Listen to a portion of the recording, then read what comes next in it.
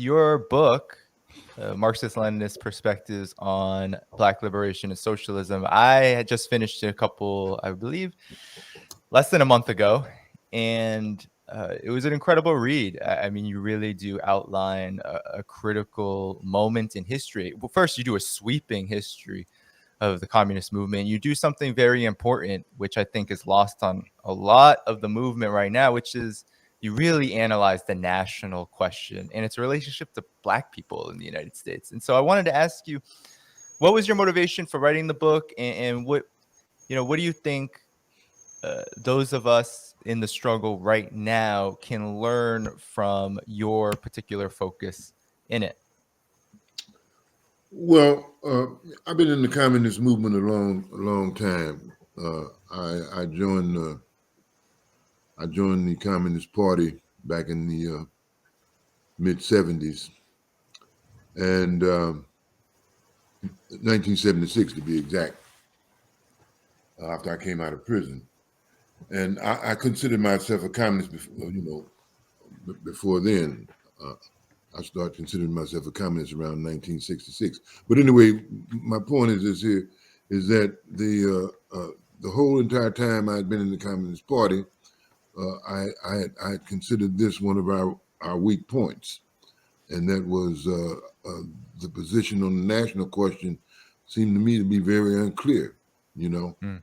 uh, it was like talking about a shadow without and not talking about who cast the shadow. You know, Hmm. we were saying, and I'm including myself. We were saying that the Black Liberation Movement uh, had aspects of the national question. It was so Black people were a national question without a nation, Hmm. and to me that's a very odd formulation. That's like talking about disembodied motion. You know, how you going to have a national question without a nation? And so I started looking into, looking a little bit deeper into the literature, and I saw that the Comintern and the communist movement in the '30s had a very definite uh, position on this, and so that's what got me originally involved. But I didn't decide to write a book on it until about 10 years ago, about about 2012, uh, because I felt um, like the left and our movement had lost a lot of momentum by not seeing the Black liberation movement as central to the struggle for socialism in this country. You know, and so I begin to look at it from that point of view, and I begin to go back in history to see how to trace the historic relationship between two great revolutionary struggles. That is the struggle for Black liberation and the struggle for socialism. And there's the rub right there. I consider them to be two revolutionary struggles, uh, and uh, and I consider the Black liberation movement to be longer, you know, because capitalism began with the colonization of the world, uh, Hmm. with the slave trade, and that's how it began. And so, and they enslaved indigenous people as workers, and they also enslaved a lot of Africans as workers. And so some of the oldest workers' rebellions in the history of capitalism occurred among Black people in places like Brazil and Haiti and so forth. Uh, the Caribbean islands. So.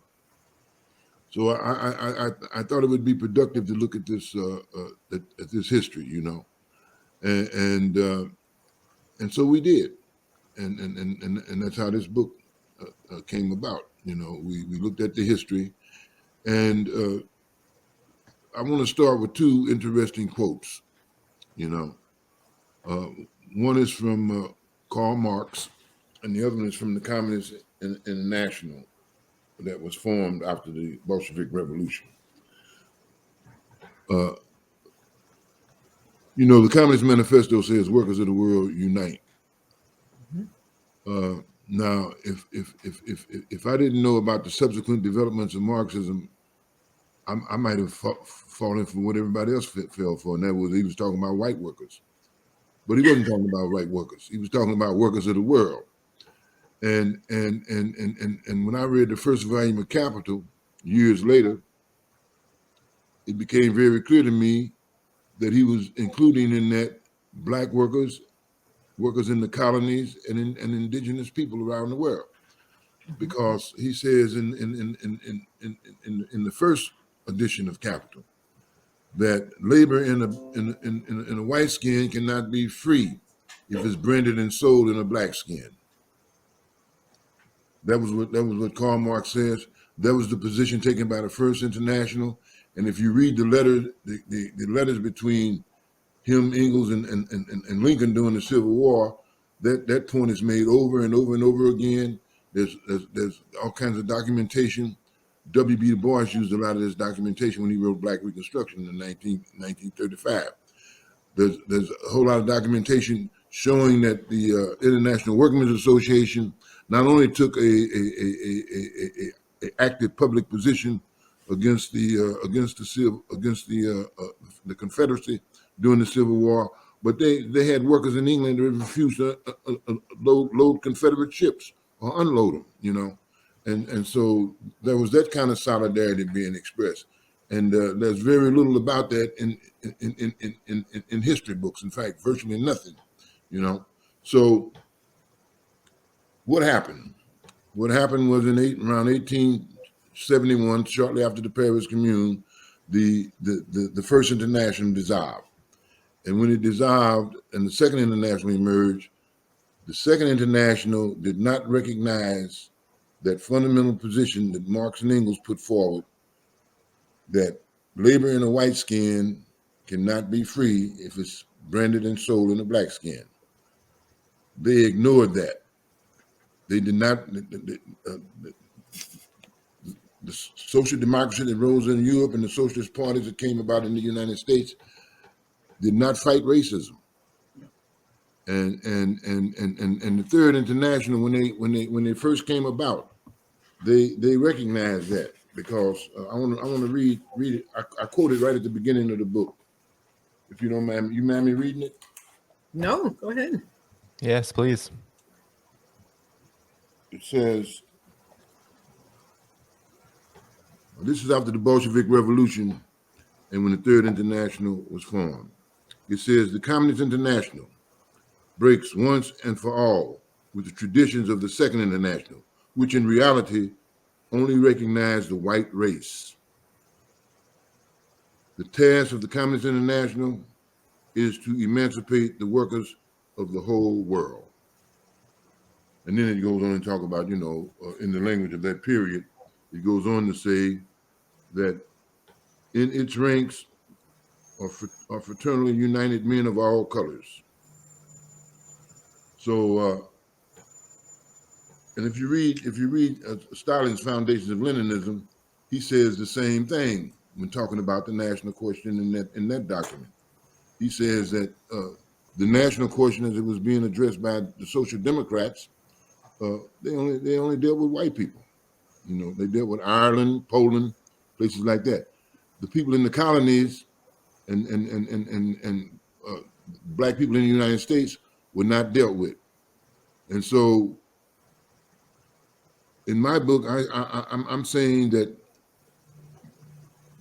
proposition that was originally put forward by the First International, that labor in a white skin cannot be free if it's branded and sold in a black skin.